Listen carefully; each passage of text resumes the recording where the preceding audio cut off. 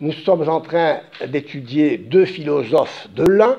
Il s'agira donc d'introduire ce questionnement, cette pensée de l'un. Comment naît-elle? Elle naît dans le dialogue de Platon, que Platon écrit à la fin de sa vie, le Parménide. Le grand présocratique est aussi un philosophe de l'un. Il présente l'un comme étant l'unité de l'être. Mais bon, nous n'allons pas insister sur cet aspect des choses. Dans le Parménide, Platon se remet en question. Le grand Platon se remet en question. Platon est grand, pourquoi? Parce qu'il a résolu un problème que les présocratiques avaient soulevé sans pouvoir le résoudre, à savoir celui de la question de l'unité de ce monde changeant où tout devient toujours et où si tout devient toujours, rien n'est jamais. Il fallait donc bien s'interroger sur ce qui permet de dire que ce que nous sommes à l'instant T1, nous continuons de l'être à l'instant T2. Car si entre l'instant T1 et l'instant T2, une discontinuité absolue s'introduit, un abîme de néant, une rupture radicale empêcherait la continuité et empêcherait donc l'intelligibilité de ce monde dont nous constatons bien le devenir, le changement, question qui fait la grandeur des présocratiques. Présocratiques dont la pensée doit être toujours pour nous une introduction véritable à la philosophie. Donc Platon, héritier de Parménide et d'Héraclite, se trouve devant deux positions absolument opposées et contradictoires. Le problème est de savoir comment Socrate est Socrate depuis tout à l'heure. Socrate qui change est toujours Socrate, parce que Socrate participe à l'immuable, à l'universel, au réellement réel, c'est-à-dire ce qui ne change pas, à savoir l'idée d'homme, qui me permet de dire Socrate est un homme. Socrate appartient à l'humanité. Socrate participe à l'idée d'homme. Socrate, lui, n'existe vraiment que grâce à cette participation. L'idée de la participation, vous le savez, pour Platon, est son grand apport. Et une fois que Platon a découvert que Socrate est un homme et qu'on peut donc émettre cette proposition sans se tromper, en s'assurant, n'est-ce pas, que depuis tout à l'heure, Socrate est toujours un homme, parce qu'il participe à l'idée immuable d'homme et de réellement réel, parce qu'immuable, universel. Donc que l'idée ontos on, réellement réel, c'est vraiment l'idée paradigmatique, c'est l'universel, ce qui peut être affirmé constamment, l'idée d'homme. Socrate participe de l'idée d'homme. Je peux dire donc de Socrate qu'il est un homme. Mais maintenant, tiens, je vais devoir dire que cet homme, Socrate, est grand ou petit. Ah, il faudra donc que l'idée d'homme participe à l'idée de grandeur ou de petitesse, pour que je puisse dire l'homme est grand, l'homme est petit. En disant Socrate est un homme, cet homme est grand ou petit, je recours à la théorie de la participation. Et donc, si j'ai résolu le problème de savoir comment fonder cette proposition Socrate est un homme grâce à la participation à l'idée d'homme, il faut maintenant que je recours à cette participation pour expliquer comment je peux dire de l'homme qu'il est grand. Ça veut dire donc que l'idée d'homme doit participer à son tour à l'idée de grandeur. Donc il n'y a pas seulement une participation du monde sensible au monde intelligible, il y a aussi une participation au sein du monde intelligible entre les idées, pour pouvoir émettre une proposition qui soit source d'un vrai savoir, d'une connaissance, et justifiée par là même la connaissance. Donc cet homme est grand, cela veut dire que l'idée d'humanité participe à l'idée de grandeur, et donc l'idée d'humanité s'unit à l'idée de grandeur. Ah, mais donc l'idée d'humanité et l'idée de grandeur doivent s'unir, et pour s'unir, il faut qu'elles participent à leur tour à une idée qui est l'idée d'unité, l'idée des idées. L'idée grâce à laquelle tout le système du savoir peut s'unifier. Mais, et c'est ici que Platon montre sa grandeur, il va se remettre lui-même en question en découvrant que l'idée d'unité elle-même, pour s'affirmer comme unité, elle doit participer à la notion d'être, pour que je puisse dire l'unité est l'unité. Ah, l'unité est l'unité. L'unité est. Alors si l'unité est, elle n'est plus une. Si l'unité participe à l'idée d'être, si l'idée d'être participe à l'idée d'unité, ben je ne me trouve plus devant une unité, je me trouve devant une dualité. Et c'est la notion d'unité qui est remise en question. Et c'est tout son système qui s'effondre. Puisque la notion d'unité, c'est quoi? Ce qui est un, c'est quoi? C'est l'indivisibilité. L'unité, c'est l'indivisibilité. C'est l'imparticipabilité. Je ne peux dire de l'un absolument rien. Et donc on s'aperçoit qu'ici l'un s'affirme comme étant du non-être, au-delà de l'être. Epekaina tes ousias. Donc dira Platon dans la République. L'un est au-delà de l'être. Or, l'un qui attire tout à lui parce qu'il unifie absolument tout le système du savoir, n'est rien, et de lui je ne peux rien affirmer, je ne peux rien dire. De cette unité de l'un qui caractérise son indivisibilité, son imparticipabilité, cette unité qui est à la fois le fondement du savoir, s'effondre sur elle-même, devient un fond sans fond. Un fond sans fond, on retrouve ici le vocabulaire de Maître Eckhart, l'unité de l'un est donc une unité sans l'être. L'un est sans l'être. Ça vous rappelle un titre fameux d'un auteur fameux, Dieu sans l'être. Dire quand on parle de Dieu sans l'être, on identifie Dieu à l'un, comme dans la tradition néo-platonicienne, une philosophie de l'un où l'un est divinisé, déifié. La déification, c'est l'unification.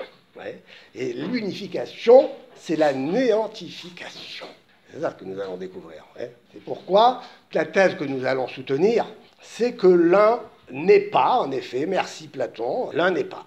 L'un n'est pas, et ne peut donc être participé. À vrai dire, c'est l'être qui est un. C'est l'être qui est un, et il faudra donc bien s'entendre sur ce qu'est être. Qu'est-ce que être? Qu'est-ce que être? Et nous nous trouvons devant une histoire de la philosophie qui consiste en un choix fondamental entre une philosophie de l'un ou une philosophie de l'être. Une philosophie de l'être justifie le monde multiple, parce que l'être peut être dit de plusieurs choses analogiquement, nous le savons. Mais dès lors que l'être se confond avec l'un, ou quand on parle de l'être, à vrai dire, on parle de l'un, eh bien, c'est le monde multiple lui-même qui est remis en question, parce que de l'un ne peut sortir que l'un. De l'un ne peut sortir que l'un. Nous verrons tout cela. Donc, comme vous le voyez, cette philosophie de l'un commence déjà avec les présocratiques, se prolonge avec Platon et sera remise en question par Aristote. Toute l'histoire de la philosophie n'est qu'un dialogue entre Platon et Aristote. Comme disait Whitehead, toute l'histoire de la philosophie, c'est un commentaire en bas de page des œuvres de Platon et d'Aristote. Donc nous nous trouvons devant une question qui est fondamentale et qui est d'une grande actualité et qui fait la philosophie et montre que la philosophie ne se réduit pas à son histoire. Que ce qui fait la spécificité de la discipline philosophique, c'est de savoir ce qu'est l'être. Comme dit Aristote dans sa métaphysique en 1028 précisément, pour nous la question sera toujours de savoir ce qu'est l'être. Qu'est-ce que l'être? C'est la vraie question. Car se poser la question de savoir qu'est-ce que l'un, c'est une question qui restera définitivement sans réponse, parce que de l'un, on ne peut rien dire. Car dire de l'un quelque chose, c'est le diviser en le déterminant, en lui attribuant telle ou telle qualité, disons, en disant de l'un qu'il est quelque chose. De l'un qu'il est déterminé, plus précisément. On dira de l'un qu'il est déterminé, or l'un, c'est l'indétermination pure. Nous verrons. C'est la définition d'ailleurs de la notion d'infini. Infini, ça veut dire indéterminé, sans limite. Sans détermination, sans terme. L'un, donc, signifie, on le verra en particulier chez Nicolas de Cuse, signifie cet infini, cette indétermination pure, car de l'un, on ne peut rien dire. Vous voyez que vous avez ici déjà en germe tout l'apophatisme d'une théologie négative, comme je l'appelle pour l'opposer à une théologie négative positive, si on peut dire, car il y a aussi un sens positif de la notion de théologie négative, dans la mesure où justement, dans le cadre d'une théologie négative inspirée de l'énologie, c'est-à-dire qui identifie Dieu à l'un pur, eh bien cette théologie sera apophatique, car on ne pourra jamais rien dire de Dieu, jamais rien dire de l'un. Car dire quelque chose de l'un, c'est lui ajouter quelque chose. Et ajouter quelque chose à l'un, c'est en finir avec son unité et la pureté de son unité. Puisqu'on ajoute quelque chose à l'un, l'un n'est plus un, il est deux, puis trois. Alors que la théologie négative fondée sur la notion d'être se justifie au sens où de l'être, il n'y a non pas rien à dire, mais trop à dire, car la richesse de l'être s'oppose à la pauvreté de l'un. Il faudra qu'on revienne là-dessus. Je voulais introduire un peu notre problématique de la philosophie de l'un en opposant cette philosophie de l'un à la philosophie de l'être, ou plus précisément en opposant à la philosophie de l'être à la philosophie de l'un, pour montrer que la question fondamentale de la philosophie est bien celle posée par Aristote dans sa métaphysique en 1028, qu'est-ce que l'être ? Qu'est-ce que l'être ? Question que se sont posées les présocratiques sous une forme qui n'a été formulée pour la première fois que par Leibniz, à savoir comment se fait-il qu'il y ait quelque chose et non pas rien ? Comment se fait-il qu'il y ait quelque chose et non pas rien ? Nous verrons qu'à partir du moment où l'un est le principe sans principe, où l'un est ce qui permet d'expliquer dans la philosophie de l'un, des néoplatoniciens, à partir du moment où l'un n'est rien, eh bien, la tentation qui gâte l'esprit humain, c'est le nihilisme. Et c'est bien la grande tentation qui gâte aujourd'hui la pensée contemporaine, et qui est illustrée en particulier par Heidegger, dont on parlera, et dont la philosophie d'ailleurs n'est qu'une philosophie de l'un, et une philosophie qui est métaphorique, plus que métaphysique, on le verra. Bon, cette petite parenthèse pour nous familiariser avec cette problématique, car elle est difficile, je conçois, mais il faut absolument la comprendre et bien la poser. Donc, le néoplatonisme prend sa source dans cette première hypothèse du Parménide de Platon, pour laquelle la question de savoir si l'un est. Et nous le savons, la réponse est que si l'un est, eh bien, il n'est plus un. Je vous citerai le passage du Parménide par la suite, car je suis encore ici dans les préliminaires, n'est-ce pas, pour que nous puissions ensuite approfondir.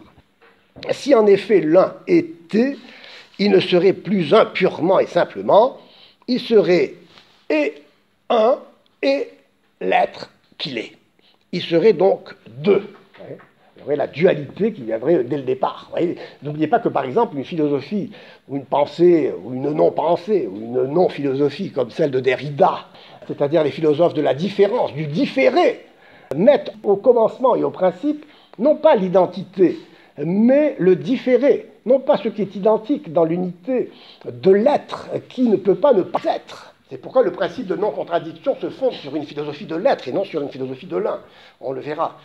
Cette philosophie donc de la différence, du différé qui met au commencement la dualité finalement, la séparation, il n'y a pas d'unité possible, il n'y a qu'une divisibilité indéfinie. Tout se divise dès le départ, puisque l'unité est impossible. L'unité est impossible, et puis dès que je dis que l'un est, l'un n'est plus, cesse d'être un, c'est la divisibilité qui l'emporte sur l'indivisibilité. C'est la séparation qui l'emporte sur l'union. L'union qui est toujours l'unité, qu'on le verra, de l'être. L'un n'est pas, c'est l'être qui est un. Il faut retenir bien cela pour comprendre ce qui va suivre, et nous le comprendrons. Et pourquoi ne le comprenons-nous pas aujourd'hui? Parce qu'il faut que nous nous inscrivions dans l'histoire de la philosophie, souvent oubliée, une histoire qui a culminé au Moyen-Âge. L'histoire de la pensée philosophique a culminé au Moyen-Âge. Et comme le Moyen-Âge a été méprisé longtemps, et qu'on le découvre à peine et encore aujourd'hui recouvert sous une herméneutique qui nous éloigne souvent même de la vérité de cette pensée philosophique, eh bien, après qu'Aristote, les philosophes musulmans, ne l'oublions pas, ont été le véhicule de l'aristotélisme et du néoplatonisme. Il faut se souvenir de ceci, c'est que, vous le savez, à la fin de l'Antiquité, la fermeture de l'école d'Athènes en 529 a exilé les philosophes néoplatoniciens en Mésopotamie, à Haran, la ville d'où est parti Abraham. Les néoplatoniciens, dont les plus grands sont Proclus, le dernier c'est Damasius, mais Proclus, ne l'oublions pas, grand héritier, philosophie néoplatonicienne, eh bien, de Plotin à Proclus, le néoplatonisme, cette philosophie de l'un, donc, domine la pensée humaine. Et elle va s'exprimer à travers des génies puissants, que sont les philosophes musulmans, comme, pour ne citer que, Al-Farabi et surtout Avicenne. Alors d'ailleurs, tiens, je vous ai amené un numéro de la revue philosophique du département de philosophie de Nice à Avicenne, pour montrer que la question donc, est importante, et qu'Avicenne est un relais important dans l'histoire de la philosophie, et puisqu'il est le relais d'une philosophie de l'être, mais qui est passée par le néoplatonisme. Donc Avicenne est un moment important de l'histoire de la philosophie parce que Avicenne se trouve au terme de cette histoire de la pensée des philosophes musulmans qui se développe en croyant développer l'aristotélisme et en pensant faire de l'aristotélisme Ils ont pris ce qu'on appelle la théologie d'Aristote, qui n'était à vrai dire qu'une compilation des Énéades de Plotin. Ils ont lu donc Aristote avec les yeux de Plotin. Ils ont cru faire de l'aristotélisme, une philosophie de l'être, et ils ont abouti à une philosophie de l'un. Et voyez-vous, donc il y a ici un aristotélisme néo-platonisant qui a dominé toute l'histoire du Moyen-Âge, jusqu'à Albert le Grand, l'école de Chartres. Donc l'histoire du néo-platonisme est très prégnante. L'histoire de la philosophie de l'un est très prégnante, à cause de ce malentendu, si l'on veut, d'une œuvre qui a été considérée comme étant celle d'Aristote, alors que nous nous trouvions devant une œuvre de Plotin avec des extraits de Proclus, et ainsi Avicenne a développé, à la suite d'Al-Farabi, vous connaissez la petite histoire peut-être, enfin ça va nous reposer un peu, non, quand vous êtes là, vous soulevez un mouchoir blanc et on s'arrête un peu. Avicenne voulait absolument comprendre la métaphysique d'Aristote, il ne comprenait rien cette métaphysique, il a lu jusqu'à l'apprendre par cœur 40 fois. Et d'ailleurs, pour nous d'ailleurs c'est un signe, il vaut mieux lire 40 fois une œuvre géniale que 40 œuvres médiocres. Alors la petite anecdote, c'est que il était désespéré. Et puis donc dans un souk, il rencontre un petit marchand de bouquins. Il dit achète-moi là, un petit livre là. Non, achète-moi. Ah bon d'accord, allez, vite acheter ça. Bon. Et puis il tombe sur le commentaire de la métaphysique d'Aristote d'un génie comme Al-Farabi. Al-Farabi, donc, avait commenté, on l'appelait le second Aristote. Al-Farabi lui ouvre les yeux sur la métaphysique d'Aristote. Il était tellement heureux qu'il a offert l'aumône à des pauvres, il a offert plein d'argent aux pauvres, il a remercié Dieu, enfin oui, il était quand même pieux. Bref, Avicenne a conduit la pensée d'Aristote à son sommet. C'est lui qui a introduit la métaphysique d'Aristote au Moyen-Âge. On a connu Aristote grâce à Avicenne.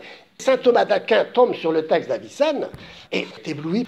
Mais il va interpréter Avicenne dans un sens où lui-même va s'élever à une philosophie de l'essai qui n'aura rien à voir avec une philosophie de l'unum, de l'un. Il y a un moment ici très important qui nous permet de comprendre beaucoup de choses, voyez-vous, c'est que Avicenne n'a pas seulement pour disciple Thomas d'Aquin. Il a aussi un autre disciple, qui est Duns Scotus. Duns Scotus, pour le comprendre, il faut connaître Avicenne. Étienne Gilson a écrit quelque chose là-dessus. Avicenne nous a porté une distinction fondamentale, à savoir une distinction entre l'essai in re, l'être dans la chose, l'être qui est là devant moi, indépendamment de moi, l'essai in re, l'être dans la chose donc, et l'essai in intellectu, c'est-à-dire l'être conçu intellectuellement. L'essai in re et l'essai in intellectu sont liés. Ce que je conçois, c'est bien quelque chose qui est à l'extérieur de mon intellect. Je ne dis jamais entendement, car il faut traduire intellectus par intellect en latin, plutôt que par entendement. Saint Thomas d'Aquin va développer le sens de l'essai in re, en comprenant que l'essai in intellectu renvoie à cet essai in re, que ce qui fait le mystère de l'être et ce qui fait le ressort de l'interrogation métaphysique, si bien de savoir qu'est-ce que l'être en tant qu'être, c'est-à-dire l'essai in re. Donc, saint Thomas va développer une philosophie de l'être, une philosophie de l'essai. Duns Scotus, après Thomas, va retenir l'essai in intellectu. L'intellect produit tous mes concepts, toutes mes représentations, ce que je vois, à vrai dire intuitivement, de la chose, ce sont des aspects qui, dans la chose elle-même, sont des formalités distinctes. L'animalité, par exemple, la rationalité, dans la chose, sont déjà distinctes des natura rei. Il est de la nature de la chose déjà d'être divisible. Donc il va retenir la perception intellectuelle des aspects de la chose qui sont déjà distincts. Et il va donc retenir uniquement l'essai in intellectu, l'être comme représentation. L'être dans la chose, pourquoi vais-je m'en préoccuper, puisque l'être dans l'intellect me dit tout de la chose. Me dit tout de la chose. Pourquoi? Parce que l'intellect consiste à distinguer intellectuellement, donc conceptuellement, ce qui est déjà distinct dans la chose. Donc, il suffit de me contenter de ce qui est dans l'intellect, c'est-à-dire dans le concept, dans la représentation. Et la chose, je n'ai pas à m'en inquiéter, puisque déjà l'intellect me dit tout d'elle. Et je ne m'interroge plus donc sur l'être en tant qu'être, je m'interroge désormais sur l'être en tant que représenté, en tant que conçu. Comme vous le voyez, ici, il y a une bifurcation fondamentale dans l'histoire de la philosophie. C'est-à-dire que désormais, je ne m'interroge plus sur l'être en tant qu'être, mais sur l'être en tant que représentation. C'est ce qui a été remis en question au XXe siècle. Ceci n'est pas une pipe. Vous vous souvenez de Magritte, la représentation d'une pipe avec la légende en dessous, ceci n'est pas une pipe. C'est pas une pipe, c'est pas l'essai inré. Ça, c'est l'essai in intellectu. C'est la représentation d'une pipe, c'est pas une pipe. Ouais. Et la crise de la représentation, c'est que justement, la représentation ne me renvoie pas à l'essai inré. Saint Thomas, dans la ligne d'Aristote, nous dit en effet l'intellect distingue les aspects d'une chose. Il y a une distinction à faire intellectuellement, en effet, pour pouvoir juger, c'est-à-dire émettre une proposition et dire Socrate est un homme, il faut bien que je fasse une distinction. Donc j'isole les concepts, puis après je mets les concepts ensemble et j'émets un jugement. Socrate est un homme. Bon voilà, je ne me trompe pas, parce que dans la réalité, bien, Socrate est bien un homme. Mais dans la réalité, ce que je distingue intellectuellement se trouve ontologiquement unifié. Indissociablement un. Par exemple, entre le corps et l'âme, il y a, ou entre la matière et la forme, un lien indissociable. Ce qui définit la percée una, ce qui fait de l'homme une personne, une unité, c'est son être unifié et composé de matière et de forme, composé de corps et d'âme. L'être est composé, en effet, tous les êtres sont composés. On est composé, certes, mais unifié. Indissociablement unifié. La preuve d'ailleurs, si on sépare le corps et l'âme, eh bien, on meurt. La mort, c'est la séparation du corps et de l'âme, au sens, après, indépendamment de tout ce qui concerne l'immortalité de l'âme et de la personne, et tout ça, on ne va pas rentrer là-dedans, mais retenons surtout l'idée que l'être est toujours un. Je ne peux pas dissocier ontologiquement ce que je peux distinguer intellectuellement. Je ne peux pas séparer la matière de la forme, voire la substance de l'accident. Par exemple, vous savez que la pensée moderne, justement, en faisant d'un accident tel la quantité, c'est-à-dire le mesurable, et nous verrons que pour comprendre Nicolas de Cuse, et d'ailleurs Nicolas de Cuse même comme étant à l'origine de cette pensée moderne, qui identifie l'accident et la substance, ou qui fait de l'accident une substance, de la quantité, l'essence même de ce qui est. La quantité, c'est le mesurable, c'est le divisible.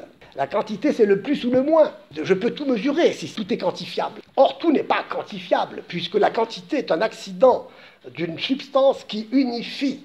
L'unité d'un être, c'est sa substance et sa quantité, ses qualités. Et donc, l'être d'une chose est indivisible en soi. L'être est indivisible en soi. Je ne peux pas diviser Socrate en morceaux. Si je lui coupe la tête, bon, c'est fini, il n'y a plus de Socrate. Mais cependant, je peux distinguer en effet la tête, les bras, les jambes. Intellectuellement, je distingue parfaitement tous les éléments qui composent Socrate. Intellectuellement, conceptuellement. Mais réellement, si je les sépare, il n'y a plus Socrate, il n'y a plus d'unité d'être. L'être disparaît. C'est ça qu'il faut bien comprendre. C'est que concevoir, confondre ce qui est divisible intellectuellement avec ce qui est uni, composé dans l'union de l'être, composé de manière indissociable dans un être un, et tous les êtres sont composés de matière, de forme, de substance, d'accidents. Ils sont composés, en effet, oui, mais une composition, le mot n'est peut-être pas très satisfaisant, mais c'est une unité d'être dont les éléments sont indissociables sous peine de perdre l'être lui-même, de cesser d'être. Donc l'unité de l'être, l'unité ne peut être comprise comme unité de l'être, c'est-à-dire comme ce qui est indivisible, ce qui est indivisible. Or, si je ne tiens pas compte de ce caractère indivisible de l'être en tant qu'être, parce que l'être ne peut être que s'il est un, pourquoi il est un? Pourquoi l'être, je ne peux pas le diviser? Parce que si je divisais l'être, je devrais le diviser entre l'être et le non-être. Or, c'est là où je me heurte devant un principe qui est le principe de non-contradiction, où je ne peux pas dire tant que je suis, que je ne suis pas. Et ça, c'est une expérience à la portée du bon sens. Tant que je suis, je ne peux pas dire je ne suis pas. Le principe de contradiction se justifie dans une philosophie de l'être. Parce qu'on ne peut pas à la fois être et ne pas être sous le même rapport, comme on le sait. Tandis que, indépendamment de l'être, comme on le verra avec Nicolas de Cuse, il n'y a pas de difficulté à concevoir une coïncidence des opposés. Parce que cette coïncidence des opposés n'a rien à voir avec la réalité. Elle est simplement conçue dans l'essai in intellectu. Et donc, l'oubli de l'être, c'est l'oubli du fondement de l'indivisibilité, c'est-à-dire de l'unité. L'être est le fondement de l'unité. L'unité est la caractéristique de l'indivisibilité de l'être en tant qu'être. Si je fais abstraction de l'être, eh bien, je vais tomber dans la divisibilité indéfinie. tout sera divisible indéfiniment. Donc l'infini, ce sera ce qui est divisible indéfiniment sans terme. Ce qui définit l'infini comme étant potentiel. L'infini potentiel, et non un infini actuel. L'infini potentiel se définit comme étant ce à quoi on peut toujours ajouter quelque chose. N plus 1, c'est l'infini arithmétique, mathématique, c'est un infini potentiel. Et l'infini actuel, c'est ce à quoi on ne peut rien ajouter. On ne peut rien ajouter à cet infini.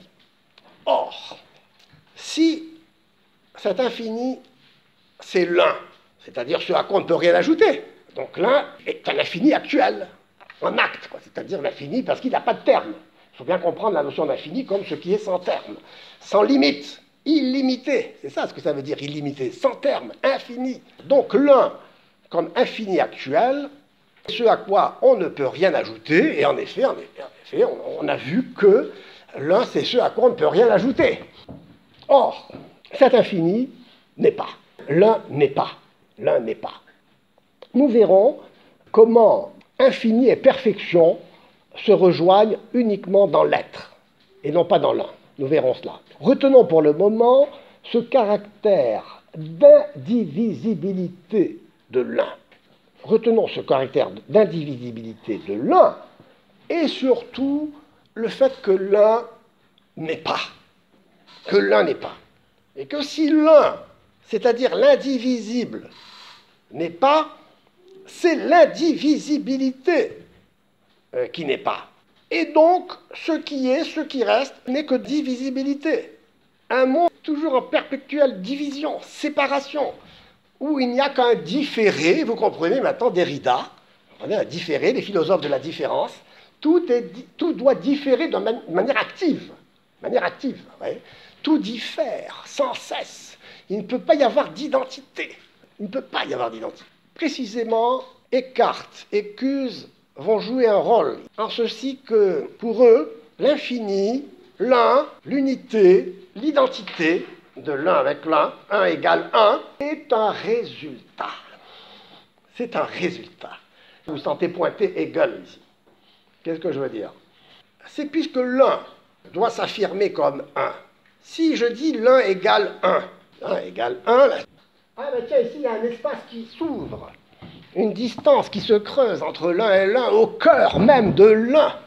Parce que l'un, tant qu'il est un, il ne sort pas de lui-même. Ne sortant pas de lui-même, l'un reste un. Mais en s'affirmant comme un, grâce à ce signe d'égalité, en son sein se creuse une distance. Une distance qu'il s'agira de combler. Nous verrons chez Maître Eckhart et chez Nicolas de Cuse comment se comble ce vide qui se creuse entre l'un et l'un par le retour sur soi. Le retour sur soi. Il y a l'aideitas et Deus. Nous verrons comment, chez Maître Eckhart, la deitas, c'est l'unité parfaite, vide, indéterminée. Elle précède même la Trinité. Et cette unitas, cette deitas, quand elle va se concevoir, s'affirmer, l'un veut s'affirmer, dire je suis un, je suis l'un, c'est moi. Ah, c'est fatal. Et vous savez que Fichte va reprendre cette même dialectique. Quand Fichte va dire le moi, quand il dit moi, c'est-à-dire l'un, eh bien, quand je dis moi, c'est moi, ben, c'est fini, quoi. Je ne suis plus moi, puisque, vous voyez, il y a le moi et le non-moi chez Fichte, vous voyez. Et puis la récupération. Et ça, c'est toute la dialectique de l'idéalisme allemand qui était en germe ici. Parce que l'un qui se dit c'est moi, je me conçois, je suis là, eh bien, nous allons voir avec Maître Eckhart, c'est que la deitas, quand elle s'affirme, elle se conçoit. Et quand elle se conçoit par un retour sur soi, en disant tiens, c'est moi ça, c'est moi. Donc, il se conçoit comme retour sur soi, comme intellect. Et vous voyez qu'ici, être et intellect s'identifient. C'est-à-dire qu'il ne s'agit pas de l'être en tant qu'être, mais de laisser intellectu, de l'être comme conçu. Vous voyez la différence qu'il y avait au début entre l'essai in re et l'essai in intellectu, ici disparaît au profit d'un essai in intellectu, d'un être conçu d'un être qui sort de l'un. Eh bien, cette idée se retrouve déjà chez Avicenne. Comment cela? De l'un ne peut sortir que l'un. Le multiple ne peut pas sortir de l'un. L'un, c'est l'un, l'un égale 1. Et donc, on l'a vu, si ça, quoi que ce soit s'ajoute à l'un, eh bien, c'en est fini de l'unité de l'un. Ça, on tombe dans la dualité, dans la pluralité, dans la divisibilité, et on perd donc l'identité, toute forme d'identité. Donc, à vrai dire, il n'y a pas d'identité. Or, quand la déitas s'affirme comme intellect, bien la déitas sort d'elle-même, mais il faut qu'elle revienne à elle-même. Vous retrouvez le mouvement hegelien aussi. Chez Hegel, c'est comme ça. Il faut se familiariser avec cette problématique. Elle est très profonde, elle est décisive, elle est fondamentale. Sinon, c'est même pas la peine de faire de la philosophie. Non, c'est un jeu, la philosophie. Tout est interprétation, dit Nietzsche. N'est-ce pas? Tout est interprétation. Tout n'est que mots. N'est-ce pas? Tout n'est que mots. Qui ne renvoie pas à la chose. Tout est représentation. Tout est interprétation, tout est représentation. Ceci n'est pas une pipe. Je parle de rien. Aujourd'hui, le problème, c'est de savoir comment puis-je parler de rien. Comment dire ce qui n'est pas? Dire le rien. Pourquoi le rien? Parce que le rien, c'est l'un. Je ne peux rien dire de l'un, et je dois donc dire le rien. Comment dire le rien? C'est l'apophatisme absolu. L'apophatisme, vous savez ce que ça veut dire? C'est-à-dire l'inexprimable, l'ineffable. Mais non pas l'ineffable par excès, mais l'ineffable par défaut. Parce qu'on peut dire de l'être divin en tant qu'être qu'il est ineffable au sens où je ne peux pas tout dire. Tandis que dans l'unité de l'un, je peux en effet tout dire parce qu'il n'y a rien à dire. Et tout et rien se confondent. Donc, le retour sur soi de l'un fait que l'un, enfin, se retrouve lui-même comme étant égal à 1, c'est-à-dire que l'identité est au terme de ce retour. L'identité est donc un résultat, pas initial. Au début, nous verrons avec Cuse qu'il y a l'unitas, l'équalitas et la connexion. La connexion, le lien, l'union. Donc il y a unité. L'unitas, ah tiens, il n'y a rien qui se passe encore. L'un est unitas, pur, vide, incolore, sans saveur, inodore. L'un est sans vie. Ah, mais tout à coup, l'un prend vie, tiens, il dit, tiens, je suis un, je suis l'un, je suis égal à moi-même. Ah, mais tiens, mais je me vois en face, donc je suis plus un, puisque je suis deux, tiens, je suis moi et moi, tiens. C'est quoi ça, moi et moi? Donc, je suis un, tiens, égal à un. Alors, tiens, je suis donc, alors là, je suis perdu, c'est vrai. Je me perds moi-même en m'affirmant, je me nie. M'affirmer, c'est me nier. Il suffit que je dise je suis un pour cesser d'être un. Toute la dialectique de l'idéalisme allemand est là. Donc 1 égale 1, et au début, donc, vous avez une unitas vide, incolore, sans saveur, sans vie. Et puis tout à coup, l'un prend vie. Tiens. Nous verrons que Maître Eckhart parle de bullitio. Le bullitio, c'est le bouillonnement, il bouillonne d'unité. Bouillonnement, ça finit par s'ébouillanter, ça sortir, la bullitio devient ébullition. Donc c'est cette unité qui n'est-ce pas, bout d'unité. Enfin, ça bout, c'est la seule façon d'exprimer l'inexprimable. L'un bouilloire, si on peut dire, en fait, c'est une unité sans vie, c'est une unité qui s'impatiente et qui tout à coup désire se mettre à vivre. Quoi. Tiens, ben voilà, tiens. Ah ben c'est moi, tiens. Eh ben ouais, non, dès que je dis que c'est moi, c'est plus moi. Voilà, dès que je dis que je suis un, je ne suis plus un. Et donc je sors de l'un, n'est-ce pas? Et d'ici, il y a un moment capital qui, notez-le, est logique. Nous sommes dans l'ordre du logique, non pas de l'ordre de l'ontologique.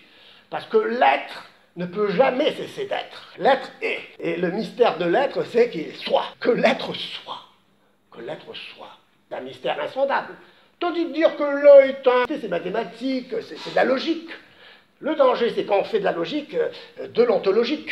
Quand on passe de la logique à la métaphysique, qu'on confond les deux, comme le font les idéalistes allemands. L'idéalisme allemand, et comme le fait, finalement, Nicolas de Cuse, qui sera beaucoup plus difficile que Maître Eckhart. Donc, cette unitas, vide, sans vie, incolore, sans saveur, inodore, commence à se remettre en cause, si on peut dire. Elle s'affirme, et en s'affirmant, elle se nie. Pour se sauver, il y a un mouvement de retour. Voilà. Il y a un mouvement de retour, vous voyez, vous avez 3 moments. Et le retour sur soi fait que l'unitas, et là on peut distinguer l'unitas et l'unum. L'unum in se, tiens, on pourrait faire ça si vous voulez, voyez. L'unitas devient l'unum, l'unitas sans vie, sans rien, l'équalitas et la connexion, voyez. Et puis cette sortie de l'un de lui-même, ce retour de l'un sur lui-même, fait que l'unitas devient unum, c'est-à-dire que ce qui était sans vie prend vie. L'unité vivante de l'un, c'est l'unité qui est un résultat. L'identité de l'un avec l'un est un résultat. Et c'est ça qui est important de comprendre et que nous comprenons et qui nous permet de comprendre d'ailleurs Hegel. Vous savez bien que pour Hegel, l'odyssée de l'esprit consiste pour l'esprit dans sa propre histoire, qui est une histoire qui consiste à s'auto-édifier lui-même, à se reconstruire, après s'être déconstruit. Tiens, ben voilà, n'est-ce pas, aujourd'hui on est dans la déconstruction uniquement. On est sans unité. Pourquoi? Parce que ce qui caractérise la pensée d'aujourd'hui, c'est que l'unitas, c'est sans retour. Il n'y a plus de retour. Il n'y a pas de retour. Et s'il n'y a pas de retour, donc il n'y a plus d'identité possible. Et s'il n'y a pas d'identité possible, eh bien on est dans un différé originaire, constant, incompréhensible d'ailleurs, et qui fait que tout est interprétation, puisque depuis tout à l'heure, tout a cessé d'être ce qu'il était. Il n'y a plus de continuité, il n'y a plus de retour à l'identité. Il y a donc une pure discontinuité, une pure rupture, un pur devenir. Et comme disait dans le Thééta de Platon, si tout devient de toujours, rien n'est jamais. Telle est bien la question. Or, ce qui est un, parce que être, ce n'est pas pouvoir être autre chose que être. Et c'est pourquoi l'unitas va se confondre avec un pouvoir être. Tandis que être n'est pas un pouvoir. Être, c'est être. Et je n'ai pas décidé d'être. L'être est. Ça, il faudra revenir là-dessus pour bien comprendre cette philosophie de l'un par rapport à cette philosophie de l'être. C'est ça qui fait que nous voyons comment Eckhart écuse à sa suite. Et pourquoi parlais-je de Nicolas Lecuse à la suite de Maître Eckhart? Parce que, il faut le dire, c'est un génie puissant qui est allé plus loin encore que Maître Eckhart. Mais sans Maître Eckhart, il n'y aurait pas, je crois, de Nicolas Lecuse. Et sans cette histoire néoplatonicienne, sans cette énologie qui est sous-jacente à toute l'histoire de la philosophie, qui est passée, comme je vous l'ai dit, par les philosophes musulmans, eh bien on ne comprendrait pas cette histoire, on ne comprendrait pas comment toute la modernité est issue de ce moment, 14e, 13e, 14e, 15e siècle, Duns Scott, Occam, Eckhart, Ecuse, un carteron fatal, puisqu'ils ont contribué à l'oubli de l'être, puisque ce sont des philosophes de l'un sans l'être. L'un n'est pas, c'est l'être qui est un.